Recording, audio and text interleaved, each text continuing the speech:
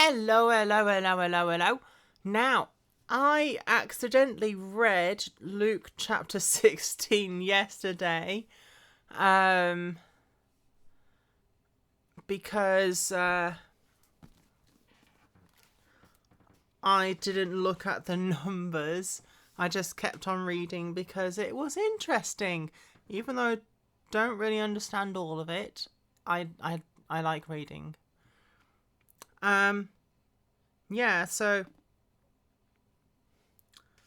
I'm not going. I could repeat the reading, but I don't particularly want to because I've already read it. I just have to edit the description of that reading that I did yesterday. But I will tell you about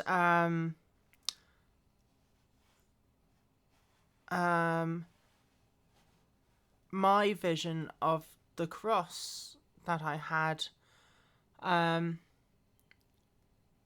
nearly 10 years ago. Wow, that's a long time. Yeah, so I was 25. It was, I think, just before Easter, like around March time. Um, yeah, I'm probably older than I look. Um, yeah, so I was 25. It was around March time, and I was at my parents' old church, which is the church that I grew up in, and the worship that day was amazing, and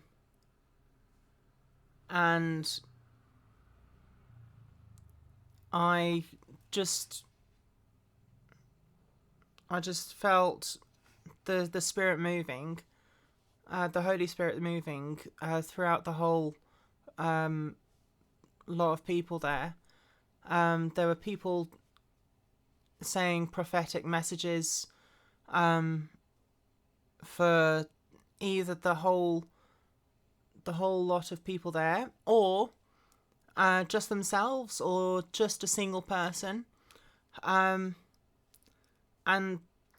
then I felt like I was lifted up out of my body and kind of dumped somewhere else.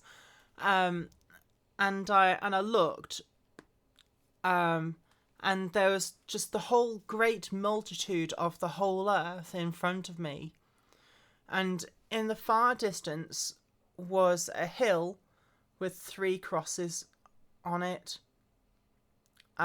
Two smaller ones on either side and one greater one in the middle. And I could see that that on the 2 outer ones, there were people on those crosses, but the middle one was empty. And then I blinked, I felt a rush, and I opened my eyes again, and I looked, and I was right in front of the empty cross. And the sun was behind the cross, as it is in lots of things that happen. And I heard the words, "Even if you were the only person on the earth, I would have still died for you."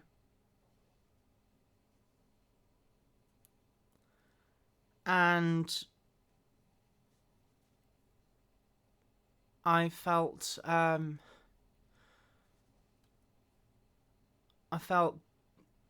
such joy in my heart, but also guilt, as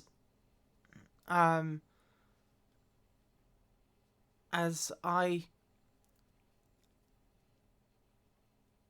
hadn't really understood properly until then. Um, yeah, and then I was lifted up again and then dumped back into my body, and I I dropped onto my seat and almost fell on the floor um, after that, and I was just crying for a good while after that. And I tried to tell my parents, but I couldn't. I managed to tell one of my friends at the church, and we send each other good morning and good evening texts and things still to this day. And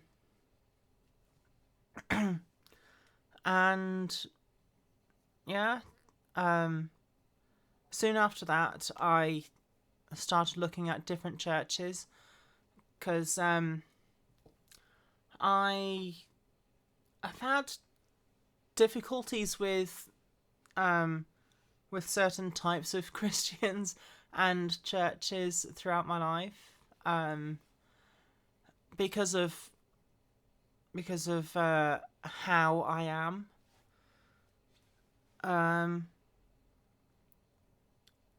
Yeah, and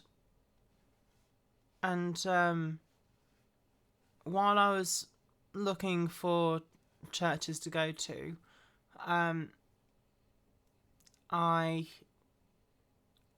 drew down what my vision was, basically. And I showed that to a few of the church leaders at the church that I've been trying to go to, and it's been and those words have been said during preaching a few times, and every time I hear those words,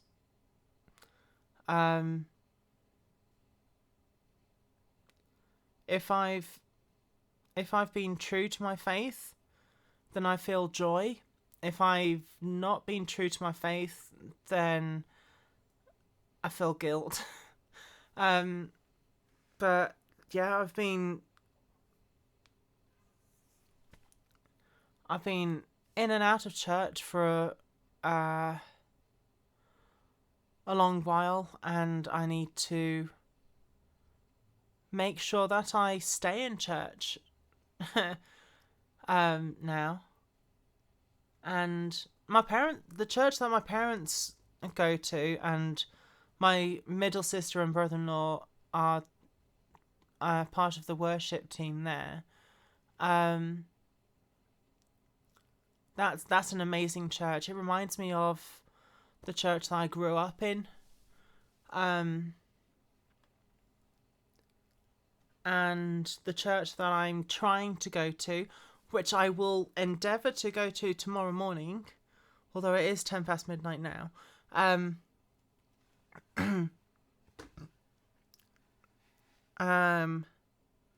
Yeah, both the churches that I'm attached to remind me of the church I grew up in, and like all the good parts of the church that I grew up in. And it's quite funny because I still see some of the people that I knew from there around where I live. So that's quite interesting. Yeah, so have a good night, and I'll see you on day 66.